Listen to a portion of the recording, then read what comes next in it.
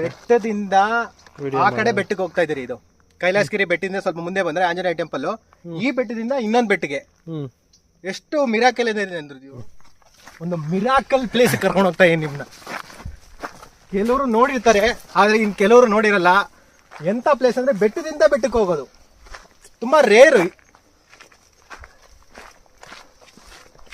ಎಷ್ಟು ಚೆನ್ನಾಗಿದೆ ನೋಡಿ ನೇಚರ್. ವಾವ್, ಒಳ್ಳೆ ಎಲ್ಲೋ ಒಂದ್ ಕಡೆ ದಟ್ಟವಾದ ಕಾಡಲ್ಲಿ ಹೋಗ್ತಾ ಇದೆ.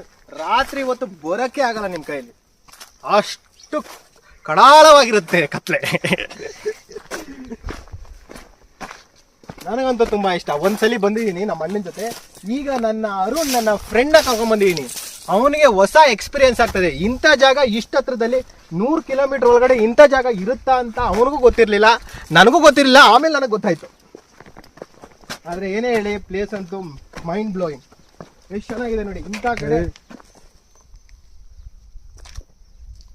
ಏನಿದೆ ಎತ್ತು ಬ್ರೋ, ಡ್ಯಾಮ್. ಭಯ ಬೀಳ್ಬೇಡಿ, ಅದು ದೇವ್ರು ಎತ್ತು. ಭಯ ಬೀಳಕ್ ಹೋಗ್ಬೇಡಿ.